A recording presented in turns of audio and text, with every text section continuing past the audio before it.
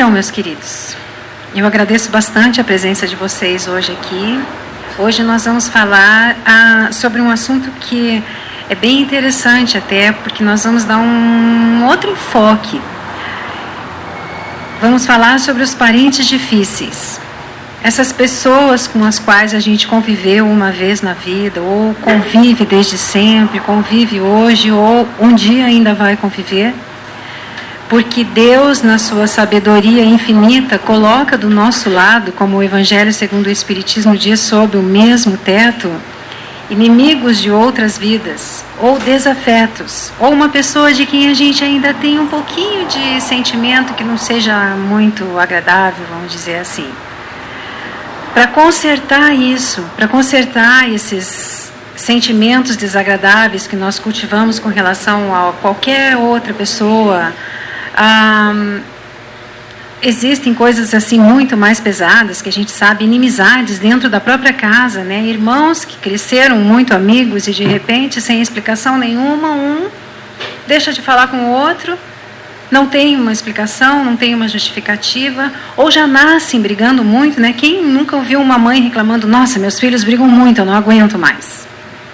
Existe, né? E às vezes esses irmãos continuam brigando e se separam e passam a vida e nunca mais se falam. Acontece bastante. Um desencarna ou o outro e nunca mais ouviu falar. Ou existem aqueles ainda que num ato de revolta na adolescência ou depois na vida adulta, saem de casa, abandonam o lar, abandonam os pais. A vida inteira trataram mal a mãe ou o pai ou um irmão. Ou existem aqueles casamentos, né, assim, que a gente fala erroneamente, chama de malfadados. O casal está sempre brigando, sempre discutindo, nunca concorda com nada. Às vezes chega até a agressão verbal, física. Mas interessante é que não se separa. Continuam lá, brigando, dando exemplo para os filhos, cada um defendendo a sua razão sempre. E acaba que parece que os filhos acabam aprendendo esse tipo de padrão, como os psicólogos chamam de padrão familiar, né? Eles são filhos de pais que discutem. Eles vão ser um casal que discute também. Eles vão viver o mesmo exemplo. Não é verdade. Pode acontecer, mas aí não vai ser exclusivamente por causa disso, pelo convívio com pais que brigavam. Vai ser porque eles têm que passar por essa própria experiência para tentarem se entender entre si. Existe uma frase que Jesus falou numa das reuniões, numa das casas em que ele reunia, assim, né, centenas de pessoas. Está no Evangelho segundo o Espiritismo, capítulo 4. Todo aquele que faz a vontade de Deus é meu pai, meu irmão, minha irmã e minha mãe. Então a gente vai tentar entender um pouquinho essa frase, porque aconteceu o seguinte: Jesus estava lá dentro de uma casa, tinha tanta gente lá para ouvir ele, que muita gente ficou de fora. Aí uma hora entrou um dos discípulos dele e falou: mestre, a sua mãe e os seus irmãos estão aí fora e querem falar com o senhor. Aí Jesus olhou para ele e perguntou: quem é a minha mãe? E quem são os meus irmãos? Então isso meio que choca, né? Como pode uma pessoa, né, portadora de um amor sublime e incondicional, não reconhecer a própria mãe e os próprios irmãos? O Espiritismo não entra exatamente muito a fundo nessa questão, nem Allan Kardec, nosso codificador, alguma vez confirmou ou não confirmou que Jesus tivesse irmãos. E isso é uma controvérsia, uma curiosidade que todo mundo tem. Jesus tinha irmãos ou não tinha irmãos? Uns dizem que naquela época os primos eram chamados e tratados como irmãos, então que Jesus só tinha primos. Outros que dizem que sim, Jesus tinha irmãos, filhos de Maria e José. Maria teve outros filhos e outros dizem que não, que José já veio com 6, alguns com 12 filhos, né, já que ele era um patriarca, no entendimento deles tinha que ter mais de 10 filhos. Enfim, a gente não vai entrar nesse mérito, mas eles eram conhecidos lá como irmãos de Jesus, esses. O que Jesus quis dizer com isso? Quem é minha mãe e quem é meus irmãos? Ele estava falando exatamente sobre o parentesco espiritual, que é o que nós vamos ver aqui. Existem 2 tipos de parentescos tratados pelo Evangelho segundo o Espiritismo. O da carne, o físico, que é assim, né? Eu tenho, esse aqui é meu irmão, esse aqui é minha mãe, esse aqui é meu pai, biológicos que nós chamamos. E o espiritual, que são os que não necessariamente vivem numa mesma casa, mas são parentes. Mas aqui, na maioria dos casos, convivem sim sob o mesmo teto. São a família espiritual. O que Jesus quis dizer com isso é que os irmãos dele, ou primos, ou como fossem chamados lá, eles mesmos não entendiam Jesus. Eles meio que desprezavam um pouco assim a doutrina que Jesus estava tentando implantar. Eles entendiam que Jesus era um perdido, que ele era muito esquisito, que ele era muito estranho. E uma vez até falaram, vá embora, vá pregar tuas loucuras, então, né, vá achar discípulos para você, meio que querendo, né, vá querendo se livrar de Jesus, né? Vá levar a tua palavra, então, lá para os teus amigos, né? Suma daqui de casa para não arrumar encrenca. A própria mãe dele, que veio com a missão, que já sabia exatamente o que ia acontecer e tudo que tinha que ser feito, sofria sim, ela estava na carne, né? O sofrimento da carne é inerente aos espíritos encarnados. Então ela sofria também, às vezes com assim a falta de compreensão que as pessoas tinham com Jesus, né? Como é que podia uma pessoa tão boa ser tratada daquele jeito? Mas os discípulos de Jesus, esses abraçaram a causa dele, sem pestanejar. Ah, olha aqui, Jesus chega de repente para nós aqui e fala, eu vim trazer uma lei totalmente diferente dessa que tem aqui e eu preciso de gente para me ajudar. Vamos embora. Eles foram, toparam, os 12. Alguns deles muito, mas extremamente dedicados, fiéis e leais a Jesus, como João Evangelista, que ficou do lado dele até a morte. Então, esses discípulos eram a família de Jesus. Por isso que ele perguntou, quem são meus irmãos? São esses aqui. Todo aquele que faz a vontade de meu Pai é meu irmão, meu pai, minha mãe. Porque é a família espiritual dele. A família espiritual, ela é formada, ela se une, ela se reúne no plano espiritual enquanto estão desencarnados, enquanto nós estamos na erraticidade, né? Como o Espiritismo fala. Lá existem mentores que estão exclusivamente para auxiliar a programação da próxima vida, da próxima encarnação.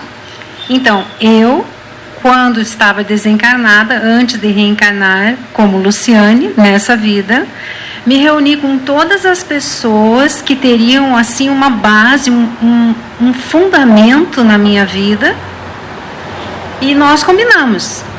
E todo mundo aceitou. Minha mãe aceitou ser minha mãe, aceitou me receber, meu pai aceitou me receber, minhas irmãs aceitaram reencarnar comigo, meus tios, meus avós, primos, madrinhas, padrinhos, amigos, professores que tiveram muita importância na minha vida, que deram um direcionamento assim de uma hora para outra, falaram, olha por aqui, e eu mudei de ideia, falei, nossa, é isso mesmo, para onde eu estava indo.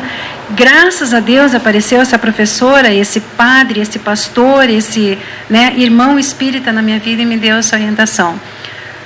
Graças a Deus mesmo. Não é fortuito, não é ao acaso, realmente foi graças a Deus. Graças à bondade divina, eu consegui me reunir com todos que eu precisava, talvez não todos, eu não lembro agora, né, porque a gente vem com o véu do esquecimento, graças a Deus também, nós vamos ver mais para frente por quê. Então eu vim com essas pessoinhas que me amam, que me deram um abrigo, que me alimentaram, amamentaram, me ensinaram a andar, pagaram o meu colégio, sabe, estiveram presentes no meu casamento, me ajudaram quando eu tive meus filhos, e aí vieram também os meus filhos. Meu marido me aceitou como esposa nessa vida. Meus filhos concordaram em nascer com os meus filhos. Eu tenho 3 homens, aprendi muito com eles, porque eu venho de uma família que é meio feminista, tem muita mulher, então eu aprendi o oposto do que eu aprendi com os meus filhos. Graças a Deus eu só convivo com homens. Então, assim, tudo que acontece na nossa vida é programado. Sim, é programado, mas nem tudo a gente acaba deixando acontecer. Às vezes, por uma escorregadinha aqui, outra ali, a gente acaba fugindo do caminho, mas não vai fugir da missão. Vai ter que voltar e vai ter que chegar a ela até o fim. E assim é com as pessoas que reencarnam com a gente. Se é uma pessoa difícil, aquela palavra que a gente fala muito, nossa, fulano é insuportável. Eu não aguento essa pessoa. Eu vou num lugar e falo, ai não, lá tá a fulana de novo. Então, isso a gente faz, né? Ainda tem essa inferioridade de julgar a fulana como se nós fôssemos, né, a cereja do único bolo que tem na mesa. E não é assim, a fulana pode pensar a mesma coisa de mim. Isso são os antagonismos energéticos, essa energia dela que não consegue se fundir com a minha amorosamente, que se repele, é de um inimigo meu, é de um desafeto meu de uma outra vida. Então, se uma pessoa hoje me fere muito, me magoa muito, no meu entendimento, só faz aquilo que eu não gosto, e é uma pessoa com a qual eu não quero encontrar, é ela com quem eu tenho que me abraçar nessa vida. Pegar na mão e falar, vem cá, meu inimigo amado, a gente vai ter que aprender a se amar. Jesus falou, se reconcilie com o teu inimigo enquanto vocês estão em marcha. Porque a gente pediu essa oportunidade. Eu não gosto muito da palavra prova, o Espiritismo fala muito em prova e expiação. Eu prefiro reparação. Nós temos o que reparar. Nós temos muito para reparar. Por isso nós temos os nossos filhos, cunhados, sogras, alunos, colegas de trabalho, chefes. Todos eles, se a gente não tem arestas para aparar, nós temos o que aprender. Então essas pessoas difíceis, meus queridos, são os nossos aparadores de arestas. São a nossa lima. A gente tem que limar até ficar lisinho, tá? Sem isso, não existe amor, não existe caridade. E sem caridade não tem salvação. Então, se nós queremos ser salvos, nós temos que andar no caminho que Jesus andou. Compreender como Ele ensinou a compreender, amar como Ele amou, tolerar, ter paciência com essas pessoas difíceis. Tem uma questão no Livro dos Espíritos, algumas questões que eu vou falar, mas tem essa 204 que vem bem do começo a respeito, fala dos laços de família. A pergunta é a seguinte: o Livro dos Espíritos é um livro que faz parte das 5 obras básicas do Espiritismo. Foi escrito por Allan Kardec, lá no século retrasado, e as respostas às perguntas que ele fazia foram dadas por espíritos superiores, que foi quando o Espiritismo foi codificado, foi colocado dentro desses preceitos, né, para explicar para nós a mensagem que Jesus veio trazer lá há 1800 anos, antes disso aqui, foi exatamente o que Jesus veio trazer, o conhecimento da espiritualidade. Então, lá pelo século XIX, Allan Kardec colocou tudo isso em livros. Tá? Então, o Livro dos Espíritos, para quem não sabe, é um desses livros que ele escreveu com a ajuda dos espíritos. A pergunta é: os espíritos falam que nós tivemos muitas existências já, né? Então ele fala, já que a gente teve muitas existências, o parentesco tem alguma coisa a ver com as existências anteriores? E os espíritos são categóricos, totalmente. Tem tudo a ver, não podia ser de outra maneira. A sucessão das existências aqui na Terra estabelece laços entre os espíritos. E esses laços remontam às existências anteriores. Então é por isso que acontecem frequentemente as causas de simpatia entre vocês e alguns espíritos que lhes parecem estranhos. Então agora é o contrário daquilo que eu estava falando. Uma pessoa que a gente encontra, conhece, e você apresenta, né? Por exemplo, alguém chega e fala para você, fulano, essa aqui é a pessoa A. E você olha para ela e simplesmente adora aquela pessoa. Fala, nossa, mas que, né? Criatura maravilhosa, que energia boa, e não é exatamente isso. Talvez uma outra pessoa não pense isso dela, mas vocês já conviveram numa outra vida. Vocês já tiveram uma afinidade. Não estou dizendo aqui que tenha sido alguma coisa boa, alguma coisa maravilhosa, sublime. Vocês simplesmente tiveram uma afinidade, conviveram juntos. E lá na espiritualidade, antes de encarnar, combinaram de se encontrar aqui. E ali chegou aquele momento. Não precisa ser um amigo de infância, pode ser alguém que você acabou de conhecer, né? Salomão falou que existe amigo mais chegado que irmão. Então, não precisa ser um irmão, não precisa ser um amigo de infância, pode ser alguém que você conheceu agora, que vai dar um sentido totalmente diferente para a tua vida. Ou não, mas vocês vão ser amigos para sempre. Aí ele pergunta na próxima questão se algumas pessoas falam que a doutrina da reencarnação destrói os laços de família. Com essa história de dizer que os laços vêm de outras vidas, ou seja, as pessoas então que eu tenho aqui não são a minha família, como Jesus falou. Quem são meus irmãos, quem é minha mãe? Como é que eu vou explicar isso? Assim, se a minha família está lá atrás, numa outra vida, e não reencarnaram todos, então esses laços de família que eu tenho hoje não são os meus? Não são minha família, na verdade? Ou aqueles que eu tive lá não eram? Esses são? Todos são. Nós somos uma família. O universo é um. É uma coisa só. Nós viemos da mesma fonte e nós vamos voltar para essa mesma fonte. Só que cada experiência que a gente passa, pelas quais todas a gente tem que passar até voltar para essa fonte, até atingir a perfeição, cada experiência vai nos ensinar alguma coisa. Então, a gente não pode vir sempre com a mesma pessoa, né? Que nem os nossos filhos, quando estão na escola, no 1º grau. Se acontece de começar lá no maternal, estuda 1, 2, 3, 4, 5 anos com os mesmos coleguinhas. De repente, todos os coleguinhas passam para de manhã. Ele desesperadamente quer passar para de manhã também. Ele não consegue acordar cedo, mas ele não consegue se separar dos amiguinhos.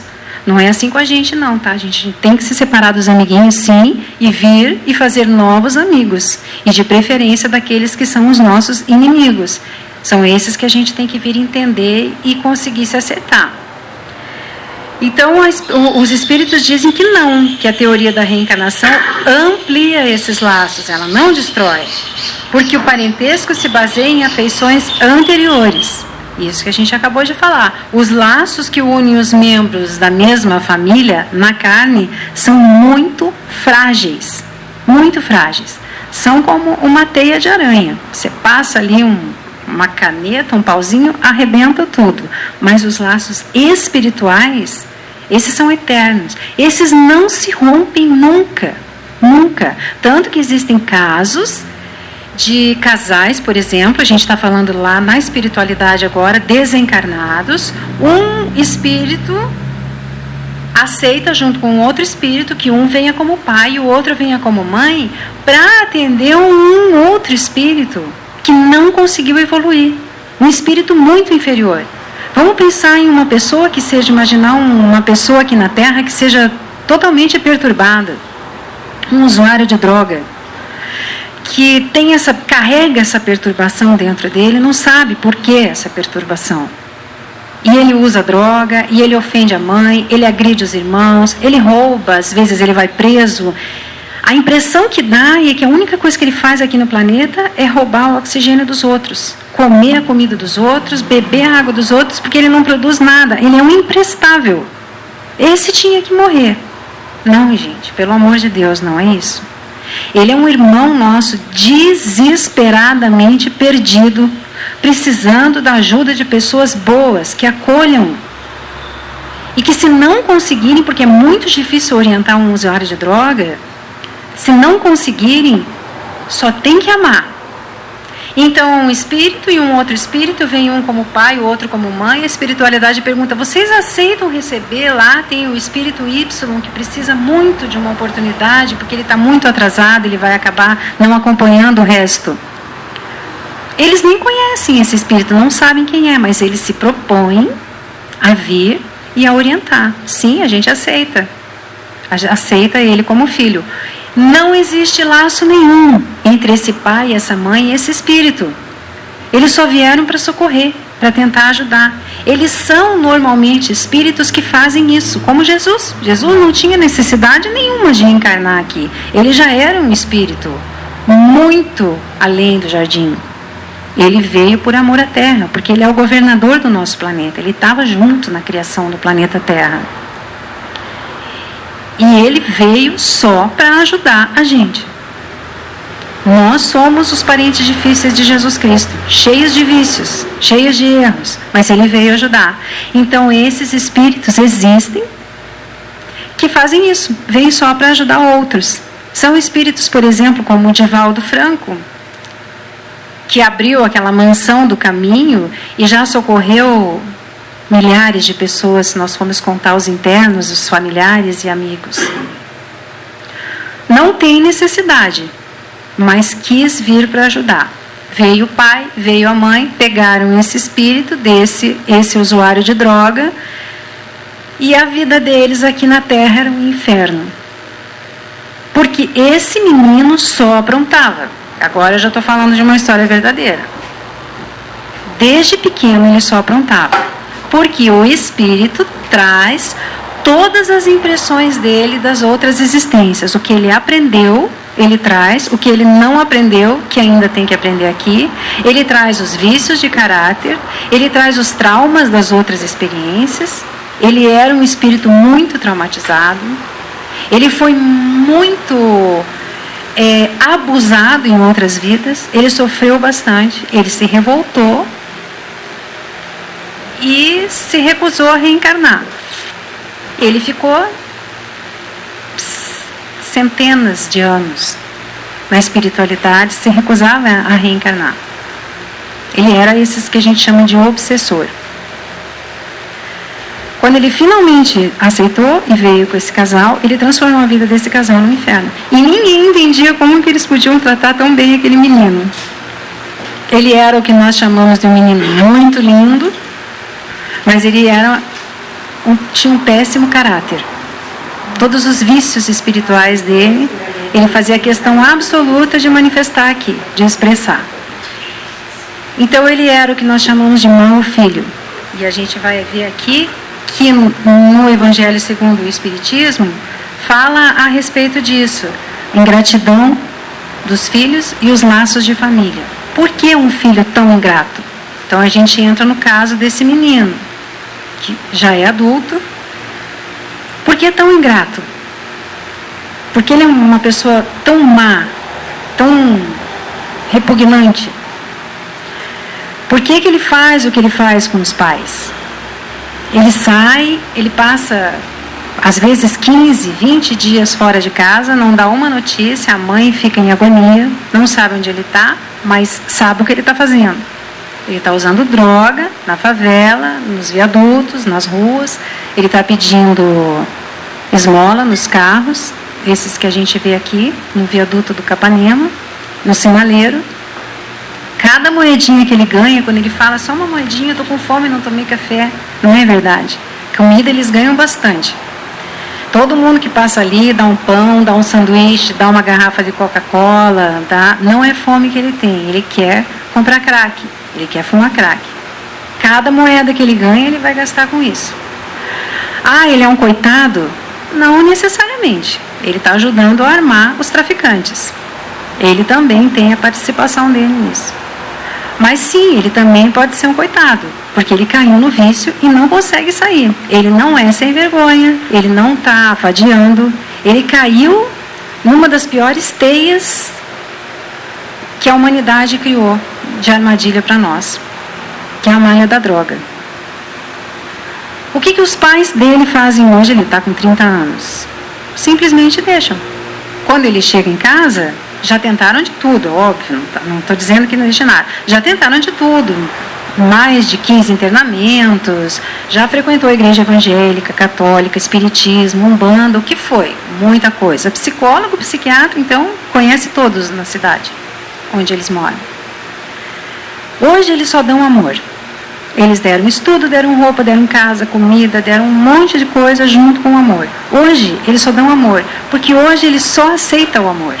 Ele não aceita mais nada. Ele é o que nós chamamos de uma alma perdida.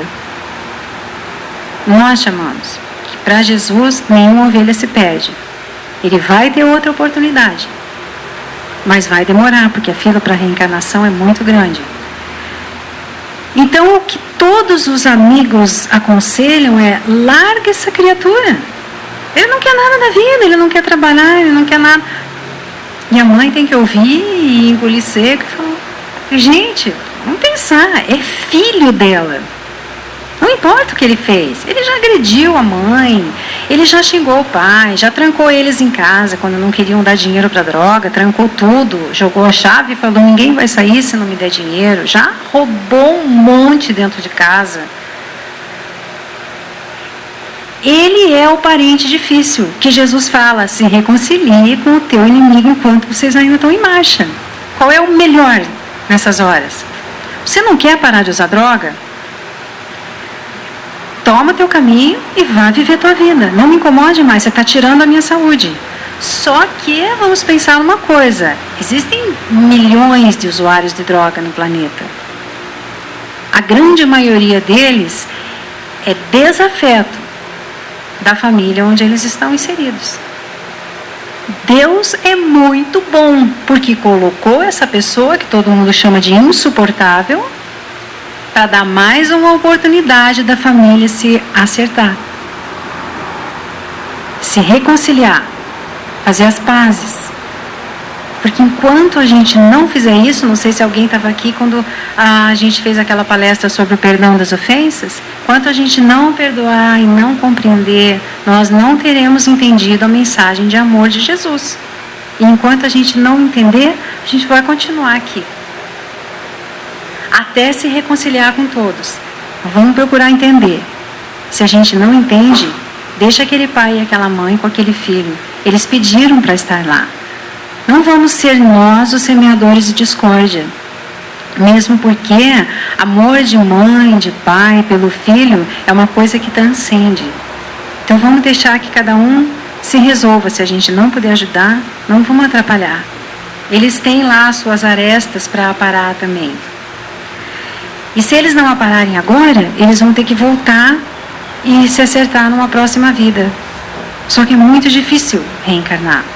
Porque para reencarnar a gente precisa de um corpo. E hoje, com esse negócio de pílula, planejamento familiar, aborto, que em vários países é legal, está muito difícil conseguir um corpo. Então vamos aproveitar esse que a gente tem aqui e vamos fazer o que a gente tem que fazer. Às vezes a gente não sabe o que é, mas tem uma intuição lá do nosso mentor espiritual. Ele está sempre olhando pela gente. Então, nesse caso do usuário de droga, os laços corporais são frágeis. Sim, se tivesse só eles. Mas os laços espirituais formados na família, lá na espiritualidade, esses são muito fortes. Esses são de aço. O amor é isso, é um laço de aço. Não rompe assim tão fácil. Então, quando a gente vê, por exemplo, bebês que rejeitam a mãe, por exemplo, só querem ficar com o pai, não querem saber da mãe. O pai sai e faz aquele escândalo. É normal, né? O pai vai sair para trabalhar, ele mal vê o pai, mas ele vai crescendo e aquilo vai se fortalecendo. Ele começa a sentir ciúme da mãe com o pai, pode ser uma menina, pode ser um menino, pode ser o oposto. Não aceita a mãe, não aceita o pai.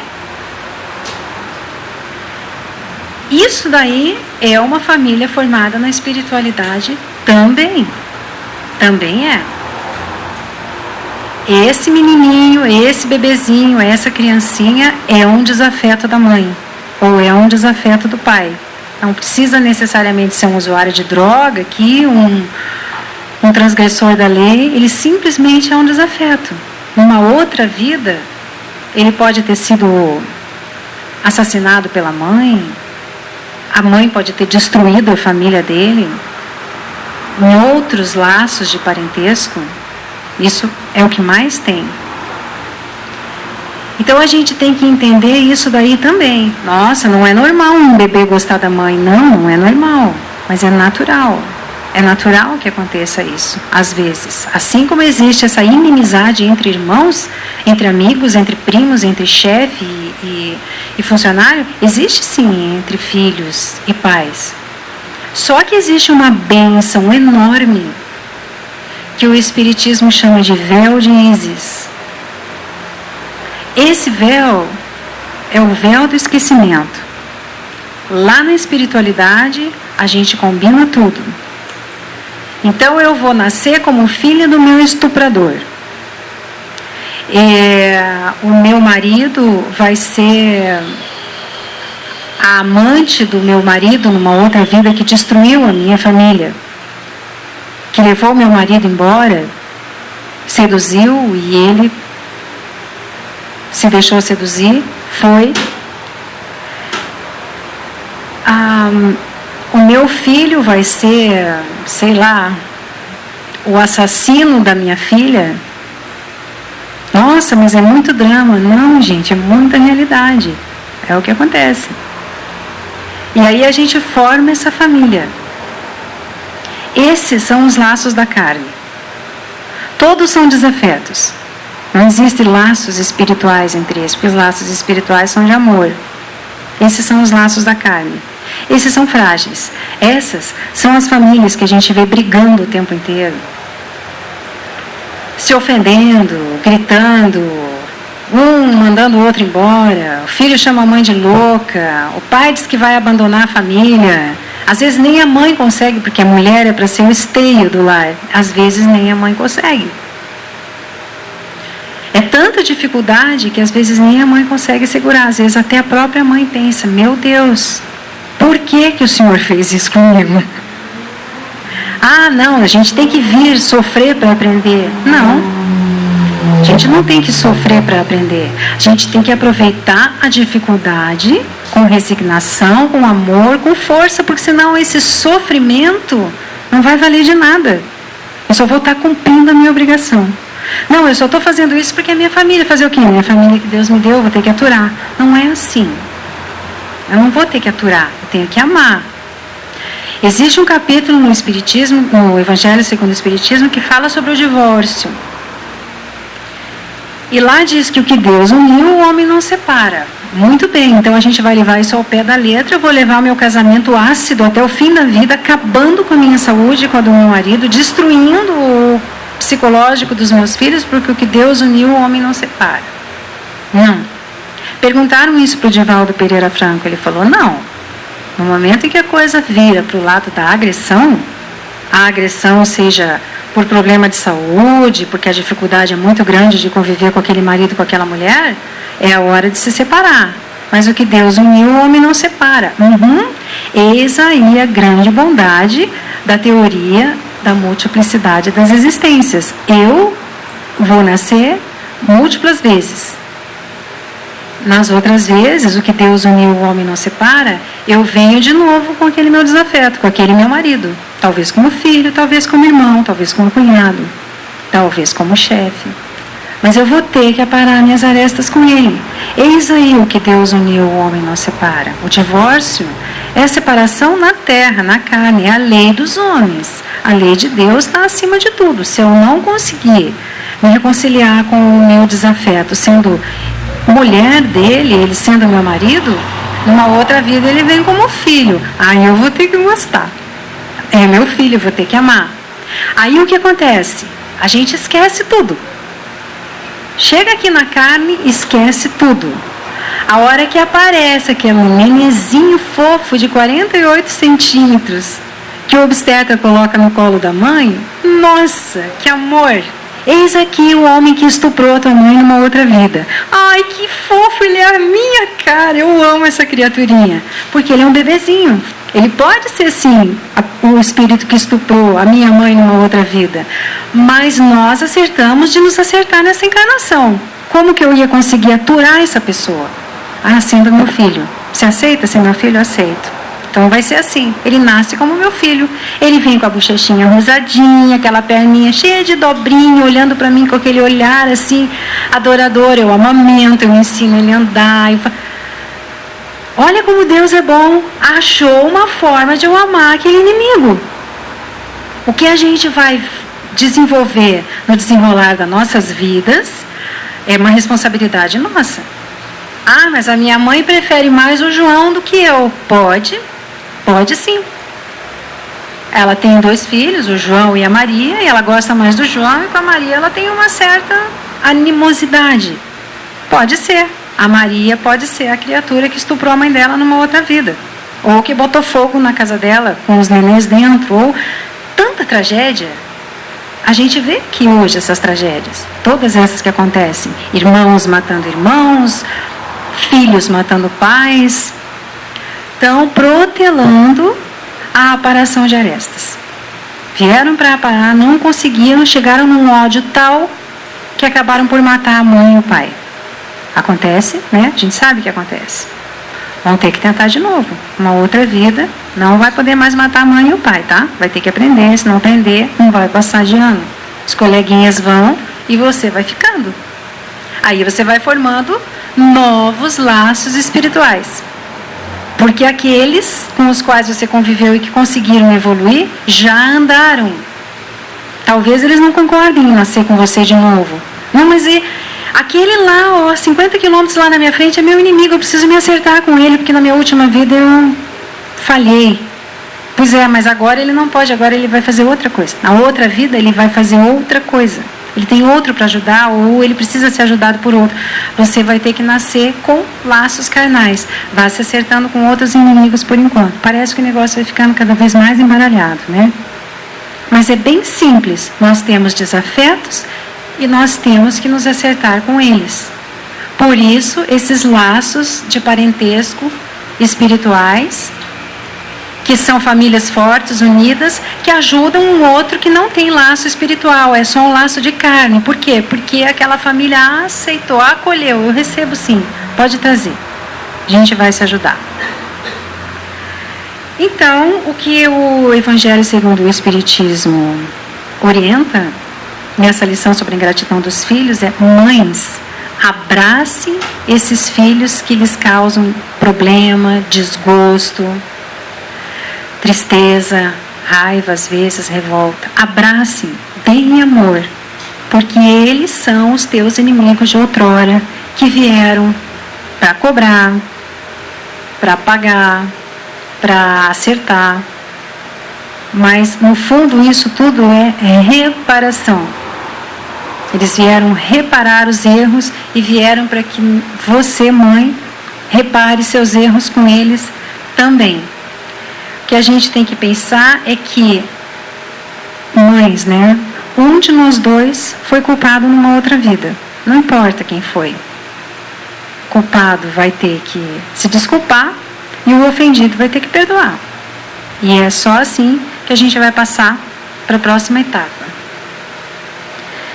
Então, isso que foi o que Jesus quis dizer com quem são minha mãe e quem são os meus irmãos. A Joana de Ângeles, que é mentora do Divaldo Pereira Franco, nos traz um ensinamento muito bom. Vou tentar resumir um pouquinho, tá? A pessoa problema que anda com você no processo evolutivo não é tua desconhecida. O filhinho dificuldade que exige doação integral não se encontra ao teu lado pela primeira vez. O ancião teimoso, que parece um pesadelo contínuo, tirando tuas forças, não é encontro do acaso na tua marcha. O familiar de qualquer vinculação, que é uma provação para você, não é por acaso que te leva à convivência dolorosa. Ou seja, está tudo bem na minha vida, meus filhos são maravilhosos, a gente se dá todo mundo bem e de repente meu filho casa. E aí vem uma nora. Essa nora transforma minha vida numa coalhada. Talha tudo, acaba com tudo, ou esse genro.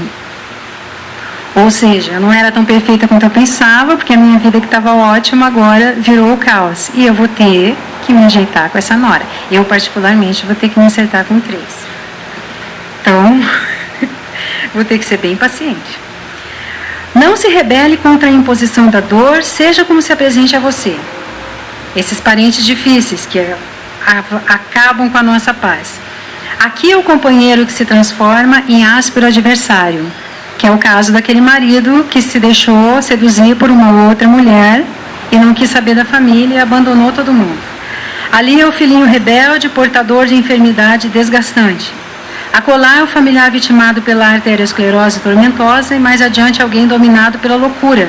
Ou seja, ela previu aqui bastante casos. Talvez a gente não conheça pessoalmente, mas já ouviu falar. Surgem momentos em que você deseja que eles partem da terra. Aquele popular morra. Morra porque você está me perturbando um monte. a morte não vai livrar você da perturbação dele. Pelo contrário, ele vai ficar mais livre ainda para te perturbar. Popularmente chamado de encostos, essas pessoas são nada mais do que obsessores, que não conseguiram atormentar tudo que eles vieram te atormentar enquanto estavam encarnados. Eles vão te atormentar lá na espiritualidade, sem que você possa se defender, porque você não está enxergando. Certo? Errado. A gente pode se defender pelo pensamento, mantendo pensamentos bons, para gerar bons sentimentos, para termos boas atitudes e só palavras de amor para com o nosso próximo. Essa é a fortaleza do assédio de espíritos que a gente não enxerga. O amor, o nosso comportamento, o nosso melhoramento moral.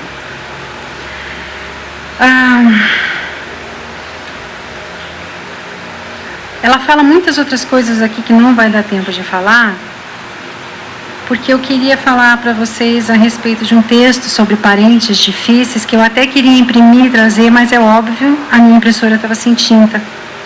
Sempre acontece isso. O texto fala o seguinte, é uma orientação a respeito dos nossos parentes difíceis. Procure compreender e perdoar incompreensões, ciúmes e intolerância de todos aqueles que a divina providência colocou sob o mesmo teto que o seu. Nem sempre nossos parentes e familiares são nossos amigos. O grande sábio Salomão já dizia que há amigo mais chegado que um irmão. A abençoada lei de amor e justiça, que é a reencarnação, porque é através dela que nós vamos fazer e receber justiça, sempre sob a proteção, a orientação e a permissão de Deus, nos proporciona quitar débitos com os mesmos adversários de ontem, vivendo hoje conosco sob o mesmo teto na condição de pai, mãe, filho, irmão, cunhado. No lar, ao lado de almas queridas, encontramos também antigos desafetos que a sabedoria divina coloca ao nosso lado, com oportunidade de reconciliação, reparação e resgate. Essa é a chave, reparação. Diante do parente mais difícil é necessário o exercício da compreensão, da paciência e do perdão. A mãe ausente, o pai violento ou indiferente, o filho ingrato, o usuário de droga que planta a discórdia, a desavença, a insegurança e o desapontamento em casa, têm reparações a fazer, de nós para eles ou deles para nós. Eu misturei uns apontamentos meus aqui, tá? Aproveite a oportunidade de caminharem juntos, pois talvez ao longo do percurso encontrarão o momento mais adequado e propício para esta reconciliação. E o Emmanuel, para quem não sabe, era o mentor espiritual do Chico Xavier, fala o seguinte: toda antipatia aparentemente a antipatia mais justa deve morrer para dar lugar à simpatia. Perdoe sempre, pois à carne nós só enxergamos uma face da moeda de nossas existências. A outra face só nos será revelada quando estivermos no mundo espiritual. Por isso, muitas vezes pensamos ser vítimas, quando na realidade somos algozes. Não podemos esquecer que não temos os parentes com os quais sonhamos, e sim aqueles que merecemos e precisamos. Nós estamos na família certa, junto das pessoas mais adequadas à nossa evolução. Então nós temos que nos esforçar por amá-los, tendo para eles os nobres sentimentos de perdão, tolerância, resignação e paciência. Existe uma prece que ele nos ensina aqui. Senhor, faça de nosso lar um ninho do teu amor. Que não haja amargura, porque o Senhor nos abençoa, que não haja egoísmo, porque o Senhor nos anima, e nem rancor, porque o Senhor nos perdoa, e nem abandono, porque o Senhor está conosco. Que saibamos caminhar para o Senhor em nossa rotina diária, que cada manhã seja o início de mais um dia de entrega ao Senhor e que cada noite nos encontre ainda mais unidos no amor. Faça de nossas vidas que o Senhor quis unir, páginas repletas com a tua luz, e dos nossos filhos o que o Senhor deseja. Ajude-nos a educá-los e orientá-los pelos teus caminhos, que nos esforcemos no consolo mútuo, façamos do amor um motivo para te amar mais, e demos o melhor de nós para sermos felizes no lar, e que ao amanhecer o grande dia de irmos ao teu encontro, nos conceda estarmos unidos para sempre a ti. Então, vai chegar o dia, né, meus queridos, que a gente vai chegar lá. E aí Deus vai perguntar: o que você fez da alma que eu coloquei no teu colo? E daí, o que a gente vai responder? Pois é. Falar nisso, né? Não vai dar. A gente vai ter que falar: pois é, eu abandonei. Eu não soube educar. como a oração pede aqui, que nós saibamos educar e orientar os nossos filhos no teu caminho, Senhor. Né? Então essa história de, deixa com o meu filho, eu não vou orientar ele em religião nenhuma, deixa ele escolher quando ele crescer, não vou obrigar ele a frequentar o centro espírita comigo, né? Deixa quando ele crescer, ele escolhe. Ele não vai escolher, porque ele não teve essa orientação quando era criança. Não, eu vou levar sim na evangelização, eu vou levar, fazer ele frequentar a juventude espírita, e vai chegar um momento que ele vai dizer, agora eu já tenho 16 anos, os meus 3 filhos, eu não vou mais na evangelização. Tá bom, não vou mais proibir, porque com 16 anos, se ele pode votar, ele pode saber se ele quer continuar indo no espiritismo ou não. Um deles foi para a Umbanda e os outros 2 se declaram ateus, assim, são os presidentes do clube. Mas eu sei que não são. Uma hora Deus vai chamar de novo. E eles vão. Então, mas a base nós temos.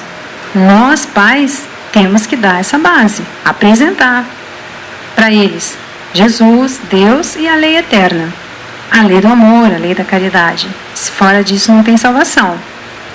Agora deixar, Deus dará, e daí de repente ele escolhe o que eu vou querer, não dá certo. O próprio Divaldo Franco nos ensina isso. Não é assim. Os pais têm que orientar. E aí o Evangelho aqui nesse capítulo de filhos ingratos e laços de família, fala os pais que fizeram de tudo para orientar os filhos. Na religião, na honestidade, no estudo, na determinação no bem do trabalho, na lealdade a Deus. Quando eles chegarem lá e Deus perguntar o que você fez daquela alma, eu vou falar, olha, eu fiz tudo o que eu podia, mas ela não quis, ela se perdeu. Não tem problema. Você conseguiu, você tentou. Agora, se ele perguntar e falar, não, ele era muito difícil, eu deixei para lá, porque, sem brincadeira, né, Deus? Eu também tinha minha saúde para cuidar. Tinha que cuidar da minha mãe, tinha que cuidar do meu pai, tinha que cuidar do meu marido que teve um derrame. 1000 desculpas. Então quer dizer que os outros problemáticos merecem atenção. O filho problemático não mereceu? Ele que era o que mais precisava? Então vamos pensar bem nisso, né? O Evangelho fala exatamente isso. Se os pais fizeram tudo para orientar aquela alma e ainda assim ela se perdeu, não aceitou, se perdeu, entre aspas, naquela vida, os pais não vão ser culpados por isso. O filho vai ter uma outra oportunidade, numa outra vida ele vai começar de onde ele parou. Mas se eles deixaram, é uma alma muito difícil, desculpa, eu não aguentei. Está desculpado, mas vai ter que aguentar uma próxima vez. Ok? Então vamos pensar bastante nisso. Eu queria encerrar hoje, depois a gente vai fazer o Pai Nosso, com a prece de Ismael.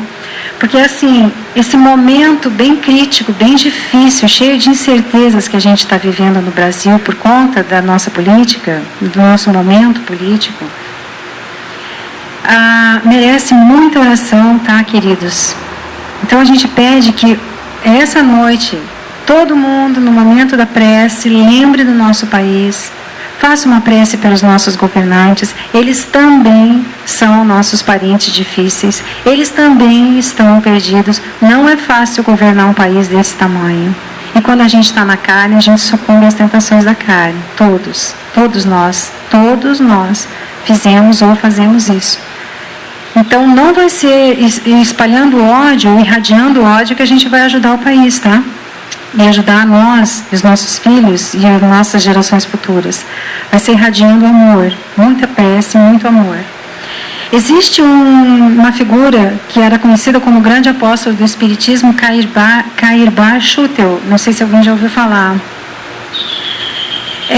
E o Espírito Irmão X ditou um livro para o Chico Xavier, Brasil, Coração do Mundo, Pátria do Evangelho. Se alguém tiver a oportunidade de ler, vai entender por que nós estamos passando por esse momento no Brasil. Já estava previsto. Nesse livro, o Chico fala que lá no começo do Brasil, na época do descobrimento, Ismael foi escolhido por Jesus para ser o zelador dos nossos patrimônios naturais. Porque Ismael foi um escravo. Ele era um órfão, abandonado, escravo, foi um pastor de ovelhas na época de Jesus. E ele assimilou muito a lição que Jesus trouxe, muito. Ele foi um dos seus leais divulgadores. E como ele era tão dedicado e tão amoroso, tão cheio de ternura para Deus e para Jesus, ele foi estimulado por Jesus para ser aqui o zelador do nosso país. E veio trabalhar aqui. E ele que nos traz essa oração. Ela é conhecida como prece de Ismael. Então eu peço que todos vocês fechem os olhos, sentem-se confortavelmente, mentalizem o nosso país, mentalizem uma luz verde e amarela irradiando do peito de cada um de vocês e envolvendo toda a nossa pátria amada. Enquanto nós fazemos essa oração. Glória a Deus nas alturas, paz aos homens na terra. Jesus, bom e amado Mestre, sustenta os teus humildes irmãos pecadores nas lutas deste mundo. Anjo bendito do Senhor, abra para nós os teus compassivos braços, abriga-nos do mal, levante os nossos espíritos à majestade do teu reino e infunda em nossos sentidos a luz do teu imenso amor. Jesus, pelo teu sublime sacrifício, pelos teus martírios na cruz, dê a esses que se acham ligados ao pesado fardo da matéria a orientação perfeita do caminho e da virtude, o único pelo qual podemos te encontrar. Jesus, paz a eles, misericórdia aos nossos inimigos, e receba em teu seio bendito a prece dos últimos dos teus servos. Bendita estrela e farol das imortais falanges, purifique-nos com teus raios divinos, lave-nos de todas as culpas, atraia-nos para junto do teu seio, santuário bendito de todos os amores. Se o mundo com seus erros, paixões e ódios alastra o caminho de espinhos, escurecendo o nosso horizonte com as trevas do pecado, rebrilhe mais com tua misericórdia para que, seguros e apoiados no teu evangelho, possamos trilhar e vencer as escabrosidades do carreiro e chegar às moradas do teu reino. Amiga estrela, farol dos pecadores e dos justos, abre teu seio divino e receba a nossa súplica pela humanidade inteira.